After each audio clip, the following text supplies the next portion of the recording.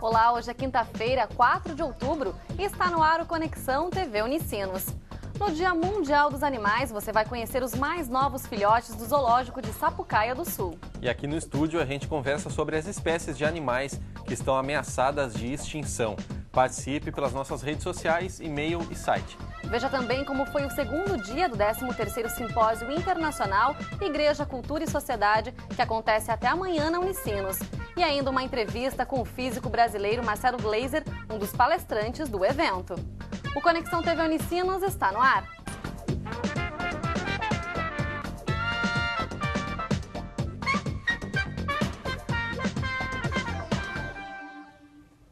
O zoológico faz parte da infância da maior parte das pessoas. Seja com os passeios com a escola ou com a família, entrar em contato com esse tipo de espaço é sempre uma experiência interessante, né, Chico? É mesmo, Vanessa. E aqui na região, o destaque é o Zoológico de Sapucaia do Sul, inaugurado em 1962. Ele é ainda considerado o maior da América Latina. São 160 hectares de área, com mais de 1.000 espécies de animais, inclusive alguns ameaçados de extinção. É, Chico, e um dos papéis do zoológico está na preservação destes animais. E isso é possível através dos programas de reprodução. É por essa razão que de vez em quando aparecem alguns novos filhotes no zoo. Dá só uma olhada.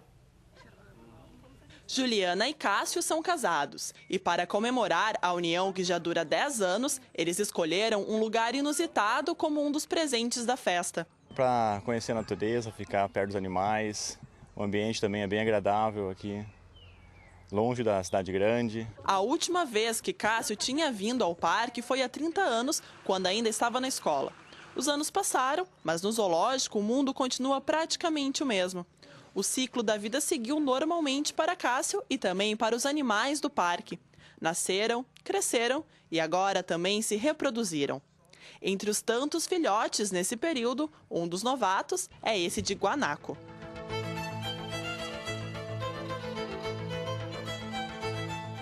Esse animalzinho bem parecido com uma lhama é natural da Cordilheira dos Andes. O guanaco está ameaçado de extinção. Ele é herbívoro, só se alimenta de grãos, vegetação e ração. Este machinho nasceu no dia 27 de agosto, cheio de saúde. Para nós é bastante importante, assim, nós tínhamos um grupo então de 3 fêmeas e um macho. Com o nascimento desse a gente fica um pouco mais tranquilo, que tem mais um exemplar agora para continuar então a espécie. Como ele nasceu agora, a gente vai esperar então que daqui mais ou menos 10 meses, ele já está do tamanho dos pais, né? Então ela já vai ter um novo cio. Esses animais têm um cio logo após parto, elas têm cio logo na outra semana e provavelmente vamos ter outros filhotes. E essa que está aqui ao fundo dormindo é a mais nova integrante do Zoológico de Sapucaia do Sul. Ela é uma alpaca da família dos camelídeos e nasceu no dia 14 de setembro às 7h30 da manhã. A gestação durou em torno de 12 meses e a perspectiva é que ela chegue a 20 anos de idade. A gente procura intervir o menos possível, porque ela está muito bem com a mãe, já deu para observar que ela levantou bem, caminhou, mamou. Então agora a gente procura assim, não vamos intervir, deixa que a mãe se encarrega de cuidar dela, né? Ela fica bastante próxima, a mãe toma todos os cuidados e agora é só o acompanhamento mesmo. As alpacas também vieram da Cordilheira dos Andes. Um animal destes, na fase adulta, pesa em torno de 50 quilos e se alimenta de vegetação e ração.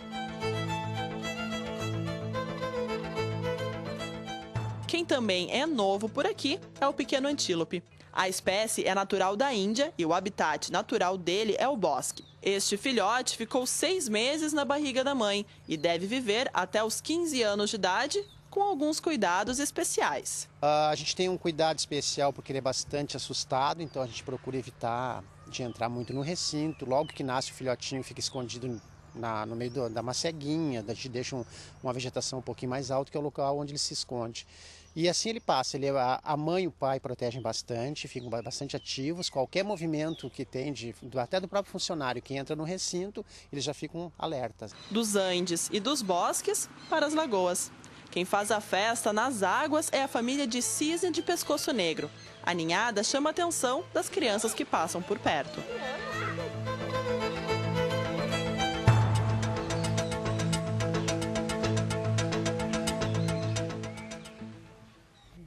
E o Parque Zoológico fica na BR-116, parada 41, no bairro Colonial, em Sapucaia do Sul. O horário de visitação é de terça a domingo, das 8h30 da manhã até as 5 da tarde. Outras informações pelo telefone 3474-1499 e no site fzb.rs.gov.br.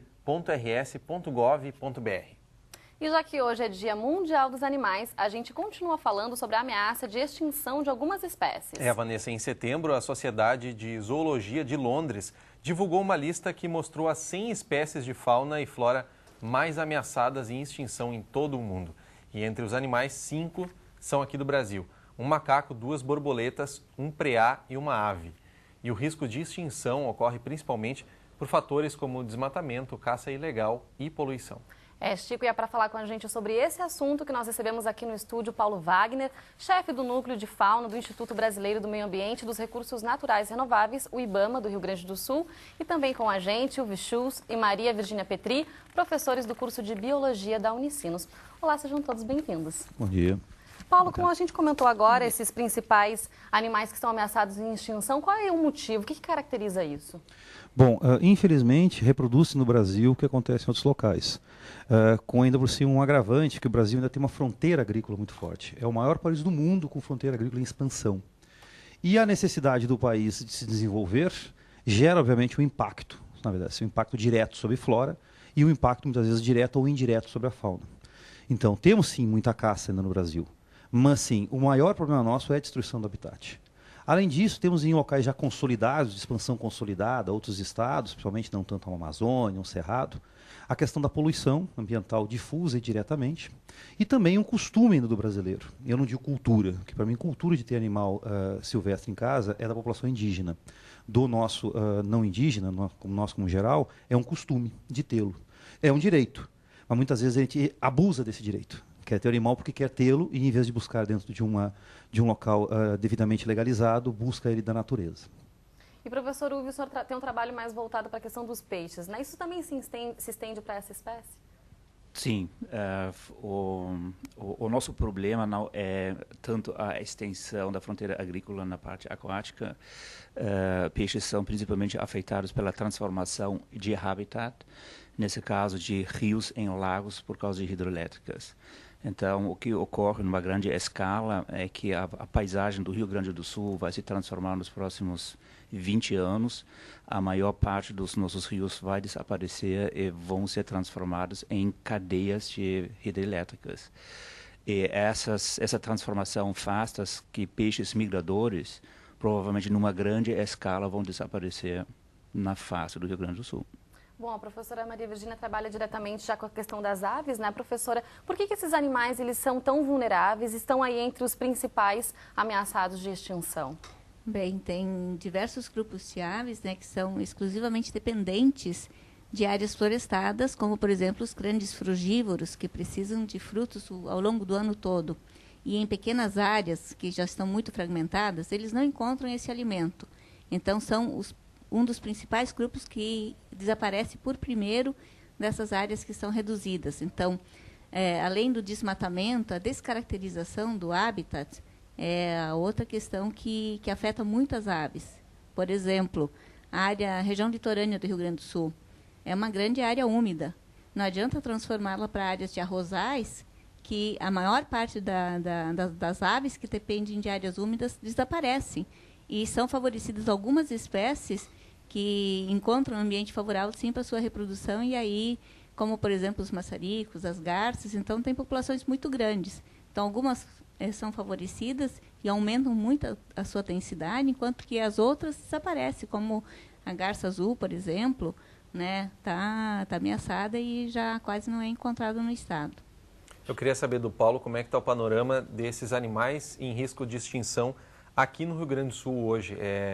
Esses animais são extintos aqui ou eles são extintos completamente, por exemplo, como a professora comentou? Bom, nós temos listas que são, na verdade, os instrumentos que nós usamos, né, para nos basear na legislação, e essas listas são baseadas em estudos universitários, estudos também de órgãos de governo.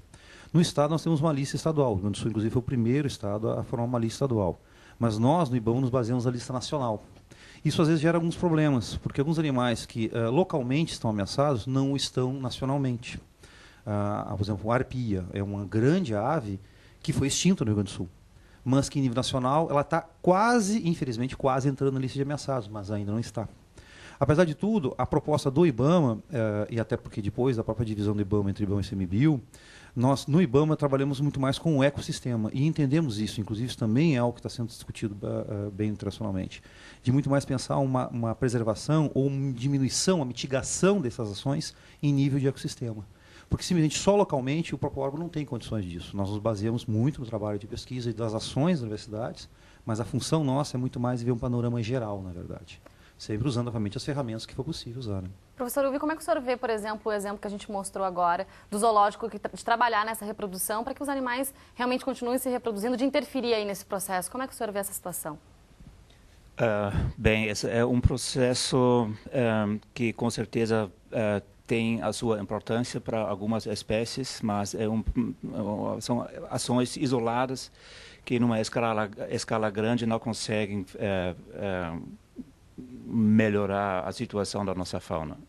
A longo prazo, por exemplo, não... De longo prazo, não. O que tem que ser solução. feito é a manutenção dos habitats, a manutenção da situação mais natural possível para a comunidade dos animais. A gente colocar hoje esses animais em extinção, a gente pode dizer que a principal causa realmente da poluição é a intervenção do homem, professora?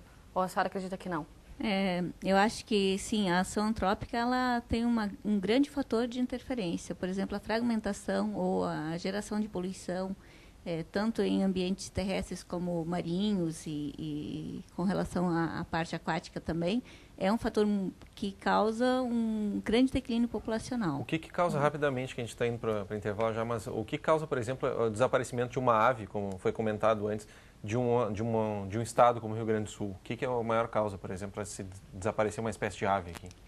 Por exemplo, se for uma ave florestal, a redução das florestas, ou a diminuição e a não conectividade que tem entre os remanescentes que ainda restam. Então, a professora que só comentou do litoral, essas áreas de arrozais, as espécies se aproveitam muito disso. Pássaro preto, por exemplo. Eu vi nuvens de alguns milhares desses animais, pequeno pássaro. Para ele, aquela área ficou perfeita. Mas, obviamente, essa quantidade de animais naquele local, e junto com a modificação do ambiente, ele desloca uma população de aves. Então, isso já é um problema. Nós temos populações que são migratórias, que utilizam os nossos espaços, no litoral também. Sim. Começa a modificar aquela área ali, a ave não tem como fazer o seu pousio, o seu período de migração, que fica muitas vezes alguns meses até, inclusive, no local. Você modifica aquele habitat, ela não consegue fazer a sua migração natural. Então, na verdade, você não tem um nicho vazio, né? O que acontece muito é a rarefação, né? Você, na verdade, vai perdendo aquela biodiversidade, mas alguma espécie sempre aproveita. Acaba aproveitando. A não ser que realmente você faça uma terra arrasada mesmo, em certos locais que fazem isso. Mas mesmo num campo, na verdade, que foi plantado uma braquiária, onde você colocou gado pastejando, você vai ter uma fauna ali aproveitando. Só que vai diminuir muito, na verdade, a biodiversidade e algumas espécies vão acabar aproveitando aquele espaço. Essa capacidade da espécie se adaptar nem sempre é 100%.